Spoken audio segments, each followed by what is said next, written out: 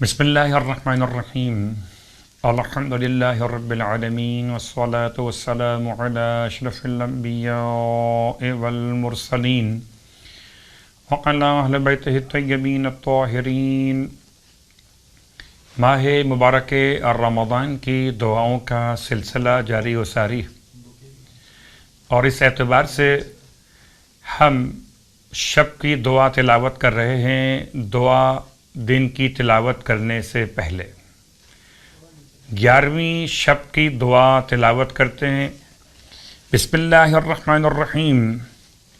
اللہم انی استأنف العمل وارجو العفو وہذہ اول لیلۃ من لیالی الثلثین، ادعوک باسمائک الحسنی واستجیر بک من نارک التی لا تطفأ، واسألک ان تقوینی علی قیامہ وصیامہ، وان تغفر لی وترحمنی انک لا تخلف المیعاد۔ اللہم برحمتک التی وسعت کل شیء تتم الصالحات وعلیہا اتکلت وانت الصمد الذی لم یلد ولم یولد ولم یکن لہ کفوا احد۔ صل علی محمد وآل محمد، اغفر لی وارحمنی وتجاوز عنی انک انت التواب الرحیم۔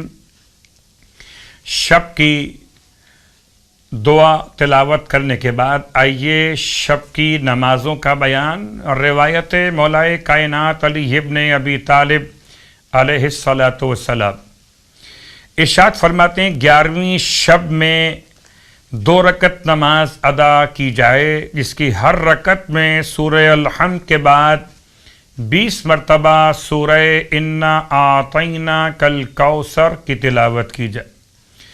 مولا کائنات علیہ الصلاۃ والسلام ارشاد فرماتے ہیں اگر کوئی شخص یہ نماز پڑھتا ہے تو اس دن شیطان کی تمام تر کوششوں کے باوجود بھی وہ نمازی گناہوں کی طرف نہیں جا پاتا۔ خداوند عالم ہم سب کو شیطان کے شر سے محفوظ رہنے کی توفیق عطا فرمائے۔ اب آئیے، جب شب کی دعا اور شب کی نماز اور اس کا ثواب آپ نے سماعت کر لیا، تو اب آئیے 11ویں دن کے روزے کا ثواب سماعت کیجیے۔ سرکار ختمیہ مرتبہ صلی اللہ علیہ وآلہ وسلم ارشاد فرماتے ہیں کہ 11ویں دن پروردگار عالم تمہارے لیے 4 حج اور 4 عمروں کا ثواب لکھے گا، اور حج ایسا ہوگا جو پیغمبر کے ساتھ انجام دیا گیا ہو، اور عمرہ ایسا ہوگا جو کسی شہید یا صدیق کے ساتھ ادا کیا گیا ہو۔ پروردگار ہم سب کو حج بیت اللہ الحرام اور عمرے کی سعادتیں نصیب فرمائے۔ اور اب دن کی دعا، 11ویں دن کی دعا۔ بسم اللہ الرحمن الرحیم۔ اللہم حبب الی فیہ الاحسان وکرہ الی فیہ الفسوق والعصیان وحرم علی فیہ السخط والنیران بعونک یا غیاث المستغیثین۔ اور اس کے ساتھ ساتھ پھر ایک خاص نماز کا تذکرہ۔ اور آج جو نماز آپ کی خدمت میں بیان کی جا رہی ہے، اس نماز کا نام ہے نماز انتقام الظالم، ظالم سے انتقام کی نماز۔